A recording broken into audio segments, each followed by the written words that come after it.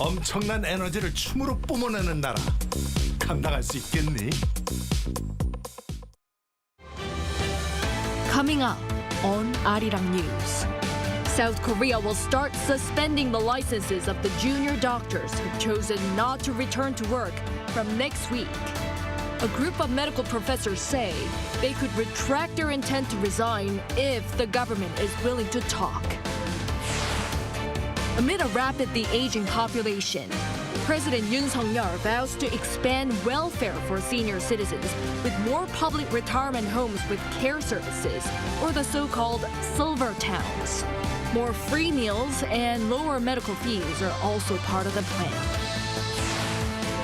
A new high-speed rail service, the GTX, is ready to run next week that'll enable 30-minute commutes to Seoul from the greater capital area.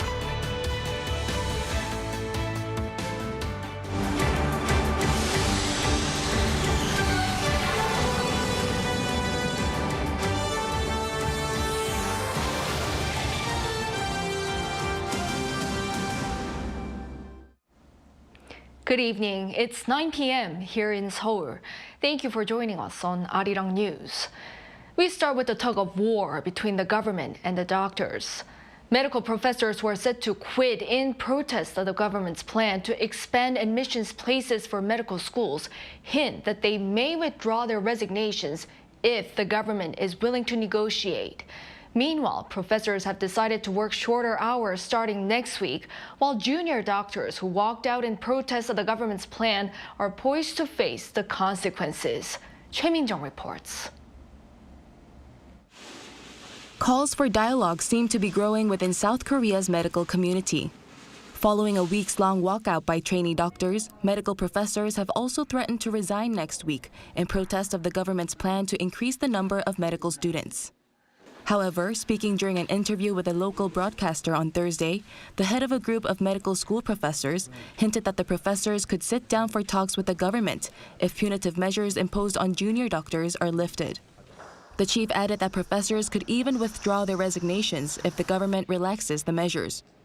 He also called for more objective data before increasing the medical school admissions quota.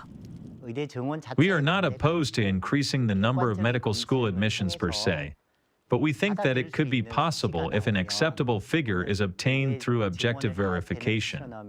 However, the government's plan to increase the quota by 2,000 is not objective data that any doctor can accept. Meanwhile, the Medical Professors Association of Korea has announced that it would reduce the working hours of hospital professors to 52 hours a week starting next Monday. They will also minimize outpatient treatment starting in April. The decision was made to focus more on treating high-risk patients. Also starting next Monday, the government is set to begin suspending the licenses of trainee doctors. Starting next week, the government will enforce license suspensions for doctors who have defied the return-to-work order. The Health Ministry has issued prior suspension notices to about 5,000 trainee doctors who must submit their responses by next Monday. Choi Min-jung, Arirang News. Moving on, with the number of elderly people increasing at a fast pace, President Yoon vowed to triple the number of public retirement homes per year and pledged lower medical fees as he met citizens today for discussion. Our presidential office correspondent Kim Do-yeon reports. South Korea's rapidly aging population will see more than a quarter of the country's people being over the age of 65 by 2030, according to government estimates. And with many of them needing support after retiring, President Yoon pledged to prioritize their care with affordable retirement homes and the lowering of medical costs. 밥은 굶어도 자식 교육은 시켜서 오늘날 우리 청년들을 세계 최고의 인재로 길러내셨습니다. 이렇게 일생을 헌신해 오신 어르신들을 편안하게 잘 모시는 것이 정부의 중요한 책임이라고 생각합니다. This came on Thursday in a policy discussion with citizens on this topic, which was held in Wonju, Gangwon-do Province. Specifically, Yoon said the supply of public retirement homes, which is currently increasing at the rate of 1,000 annually, will go up to 3,000. In addition, since public retirement homes were only available for rent, starting in 2015, the government will roll back this policy, allowing them to be purchased. A project called Silver Stay was also announced.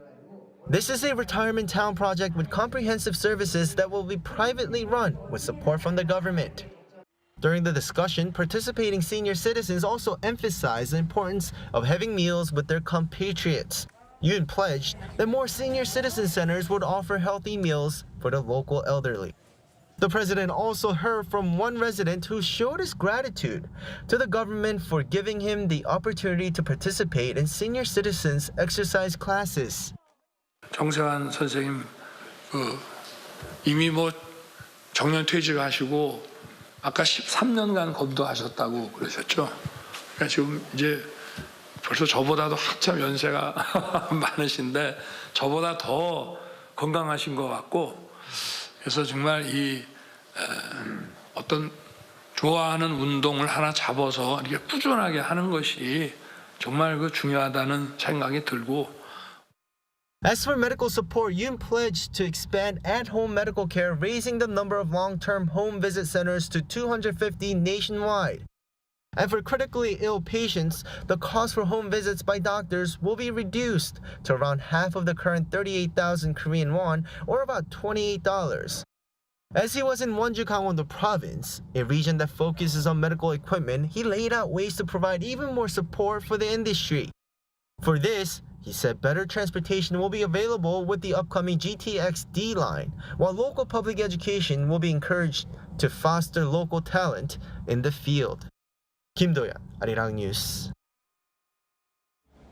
The Great Train Express is set to begin operations next week, bringing with it commute times of around 30 minutes to Seoul from the greater capital area.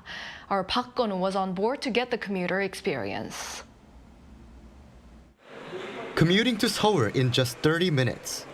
A new high-speed train, the Great Train Express, or GTX, is preparing to begin operations, allowing people to reach Seoul City from the greater metropolitan area in about 30 minutes.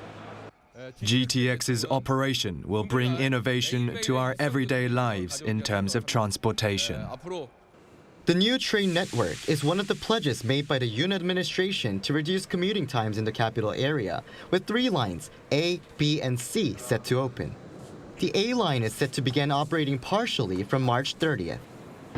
People using the GTX will be able to reach Seoul from metropolitan areas much quicker.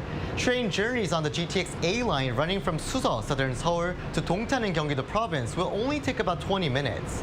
The same trip by car or on other public transport takes over an hour. The government plans to fully open the A line that crosses Seoul from the south to the north earlier this year, along with the B and C lines in the next several years. An official from Korea National Railway said the government is cooperating with local governments so that rail networks can be extended to other regions outside the Seoul metropolitan area to create an economically hyper-connected area that cuts across various regions. The GTX runs at more than twice the speed of subway trains, reaching speeds of 180 kilometers per hour, meaning that at full capacity, 1,062 people on board can make it to their destinations quicker. This train will run 60 times a day from 5:30 a.m. to 1 a.m., with about a 20-minute interval between each departure. The seats are 3 centimeters wider than on regular subway trains, making for a more comfortable ride. And each carriage has an air purifier, along with eco-friendly carpet on the floor. According to the Transport Ministry, the fare from Suso to Dongtan will be 4,451, which converts to $3.36 at the current rate. However, there have been some concerns about safety at GTX stations due to the greater volume of people that will come with the new service. I am a bit worried because Suso is already very busy, as it is a transfer station with other high-speed trains and subways operating there as well. Korea National Railway said it had already looked into safety concerns and used methods including simulations and is satisfied that there's no need to worry. Park Kwon, Arirang News.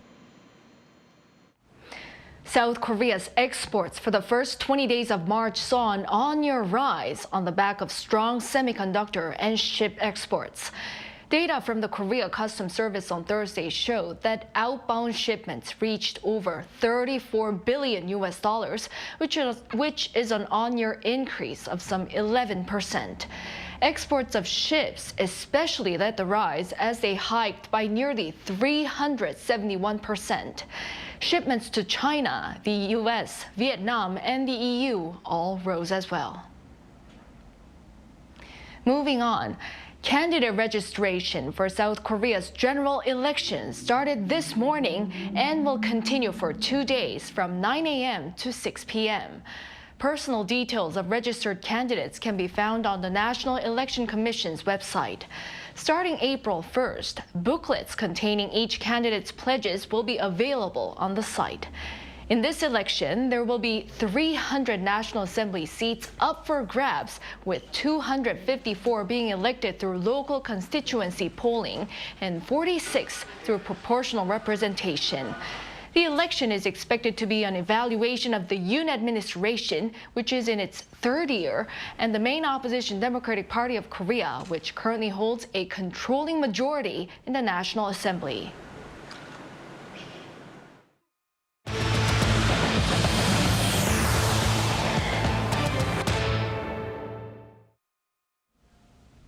U.S. monetary policymakers have decided to maintain their interest rates at current levels for the time being. But the anticipation for future rate cuts has pushed up all three major U.S. stock indices to an all-time high. Our financial correspondent Lee Soo-jin has more. U.S. Federal Reserve officials kept rates unchanged for the fifth consecutive time on Wednesday, following the second two-day Federal Open Market Committee meeting this year. With this latest move, the benchmark interest rates in the U.S. continue to stand in the range of 5.25% to 5.5%. And the key interest rate gap between South Korea and the U.S. remains at 2 percentage points, as the Bank of Korea also froze its rates for the 9th consecutive meeting in February. The U.S. Fed's decision to once again freeze interest rates, along with South Korea's consumer prices once again entering 3% territory last month, is increasing the likelihood of the Bank of Korea also keeping rates steady at the current rate of 3.5% at next month's decision rate meeting. There has been much speculation about when the Fed will begin cutting interest rates, with observers forecasting that rate cuts will come in the second half of the year. Following this latest meeting, policymakers forecast that 3 rate cuts will come by the end of the year, consistent with earlier forecasts and supported by the Fed chairman's comments. We believe that our policy rate is likely at its peak for this tightening cycle, and that if the economy evolves broadly as expected, it will likely be appropriate to begin dialing back policy restraint at some point this year. This outlook was met with enthusiasm, with U.S. stocks closing at an all-time high. The benchmark S&P 500 gained 0.89% compared to the previous close, and the tech-heavy Nasdaq jumped by 1.25%. The Dow Jones Industrial Average rose by 1.03%.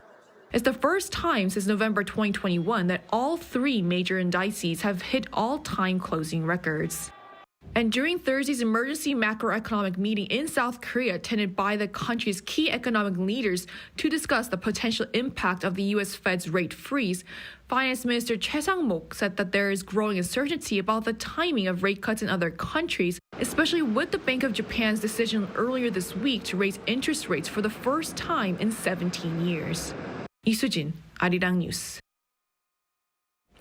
U.S. Secretary of State Antony Blinken says the United States has circulated a draft UN Security Council resolution calling for an immediate ceasefire in the Gaza Strip. He's on a tour in the Middle East this week, which includes a stop in Israel. Jung Eun-ju tells us more. The United States has circulated a draft UN Security Council resolution calling for an immediate ceasefire linked to the release of hostages in the Gaza Strip. Secretary of State Antony Blinken made the announcement while on a tour of the Middle East that will include a stop in Israel. Blinken began his tour by holding talks in Saudi Arabia on Wednesday. In an interview in Jeddah, Blinken said that negotiations to secure an immediate ceasefire and the release of hostages held by Hamas are getting closer to a deal. He is set to meet Arab foreign ministers and a senior Palestinian official in Cairo, Egypt on Thursday, according to an Egyptian foreign ministry note, as he pushes for a truce between Israel and Hamas in the Gaza Strip. This is Blinken's sixth trip to the Middle East since the Israel-Hamas war began on October 7th. The U.S., a strong supporter of Israel, has vetoed previous UN Security Council votes on the nearly six-month war, objecting as recently as in February to the use of the term immediate in a draft submitted by Algeria. In recent weeks, however, Washington has increased the pressure on Israel. Since blocking the Algerian draft resolution, U.S. officials have been negotiating an alternative text focusing on support for diplomatic efforts on the ground for a 6-week truce in exchange for the release of hostages. Blinken on Wednesday also underlined the growing sense of crisis as he warned that all of Gaza's 2 million people were experiencing severe levels of acute food insecurity. United Nations Secretary General Antonio Guterres on Monday called a UN-backed report on hunger in Gaza an appalling indictment of conditions on the ground for civilians. The EU accused Israel on Monday of provoking famine and using starvation as a weapon of war. Israel has rejected these claims, saying it does not target civilians and is only interested in eliminating Hamas. As the UN condemns Israel for obstructing the entry of aid into Gaza, the prospects of Israel facing war crime charges of triggering a man-made famine is increasing. 정은주, Arirang News. A panel of experts at the United Nations have sounded the alarm again over North Korea's illicit cyber activities that have been used to fund its weapons program. Our foreign affairs correspondent, Bae-eun-ji, has more. North Korea has obtained half of its total foreign currency income through financial theft via hacking and cyber attacks. And such funds were used to cover 40% of the resources needed for developing weapons of mass destruction. That's according to a biannual report on the North released by a panel of experts under the UN Security Council Sanctions Committee on Wednesday, which said tensions on the Korean peninsula increased over a 6-month reporting period from July 2023 to January 2024. The report said 58 suspected cyber attacks by North Korea are currently investigating on cryptocurrency-related firms between 2017 and 2023. That's valued at roughly $3 billion. It pointed out that continuous cyber attacks targeting the virtual asset industry are also a means of generating revenue by avoiding UNSC sanctions. As the economic sanctions made it nearly impossible to obtain foreign currency needed to develop nuclear weapons and other missile technologies, hacking is used as the main means of earning such income. Regarding the latest report, Seoul's foreign ministry explained that it'll continue to engage in diplomatic efforts at both bilateral and multilateral levels, including international organizations, to ensure the effectiveness of sanctions against the regime. Our government is closely cooperating with our allies such as the United States to address North Korea's nuclear and missile development and counter such threats. Experts at the United Nations also assessed that North Korea has increased self-sufficiency in manufacturing the equipment and components for its ballistic missiles. As for nuclear tests, it said while there hasn't been a 7th one yet, the regime has been developing additional nuclear weapons and producing fissile materials as they continue to flout UN Security Council sanctions. It noted that the light water reactor appeared to be operational at the Yongbyon site and that there continues to be activity at the Punggye-ri nuclear test site. Bae-eun-ji, Arirang News. Former crypto entrepreneur Kwon Do-hyung, or Do Kwon, will be facing a South Korean court on charges of fraud, as Montenegro Appeals Court has rejected his appeal. Yoon reports. The Montenegrin Court of Appeals finalized on Wednesday the extradition of Do Kwon to his home country, South Korea. In a statement on its website, the court said that it had rejected an appeal by Kwon's legal representatives and upheld a decision by the country's high court on March 6th to hand over Kwon to South Korea rather than to the United States. The Court of Appeals assessed that the first instance court correctly determined that the request for Kwon to be extradited to South Korea arrived before the U.S. one. This verdict means the case is now closed regarding the country that Kwon will be extradited to. The Montenegrin Ministry of Justice will now set the exact date for his extradition. According to Bloomberg, that could take place as early as this weekend when his prison sentence in Montenegro for using forged documents comes to an end. Kwon was captured at an airport in Montenegro in March of 2023 as he attempted to board a private flight to the United Arab Emirates on a forged passport. After remaining in custody from the time of his arrest, he was sentenced to 4 months in prison in June of last year. An appeal against that ruling was rejected by a higher court, and the sentence began in November. Kwon faces prosecution for several criminal charges in South Korea and the U.S. South Korean prosecutors issued an arrest warrant for Kwon over allegations related to the crash of Terra USD and Luna coins in May 2022, which it's estimated wiped out nearly $37 billion in market value. Kwon is also wanted in the U.S., where he was charged with fraud by federal prosecutors in New York. Interpol also issued a red notice for Kwon, which is used for the highest level of wanted suspects and criminals. 이은진, Arirang News. In other news, 2 South Korean crew members from a tanker that capsized in waters off southwestern Japan have been found dead, a foreign ministry official in Seoul announced on Thursday. A senior official told reporters that the ministry was communicating with the bereaved families and would assist them with the repatriation of the bodies and local funeral arrangements. They were among the 8 people that were pronounced dead after a chemical tanker on Wednesday capsized off Mutsuretsuma Island in Japan's Yamaguchi prefecture.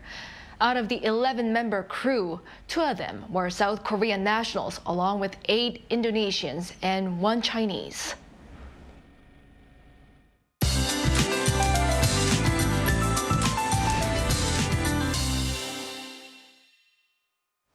With a late cold snap, the air is still chilly despite the sunshine. During the day today, the temperature in Seoul was around 10 degrees Celsius. Temperatures have been slightly below the levels of previous years, and the daily temperature differences have also increased by more than 10 degrees. Tomorrow, with the last cold snap receding completely, temperatures will be higher than today. However, in the late afternoon, rain will begin in the western parts of the country, including the Seoul metropolitan area. And at night, it will be expanded to other parts of the country. The amount of rain is up to 40 millimeters on Jeju Island and in central inland areas such as Seoul.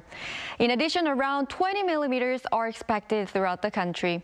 As it rains all over the country, dry conditions will be relieved to some extent. Tomorrow morning, Daejeon and Daegu will start off at 2 degrees, Busan and Jeju 7 degrees. Daily highs will move up to 16 in Seoul, Daegu, and Gyeongju. Rain will be frequent until early next week, but with warm spring weather. That's all for Korea. Here are the weather conditions around the world.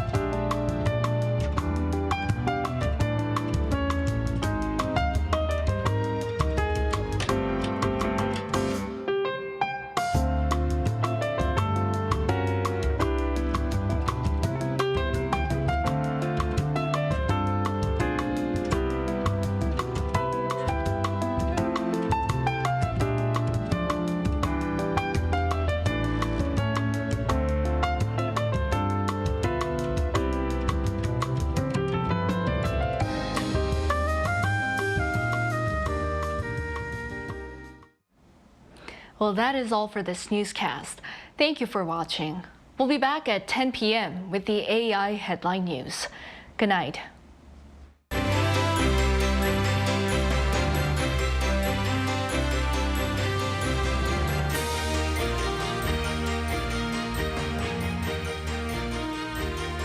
하나, 둘, 셋.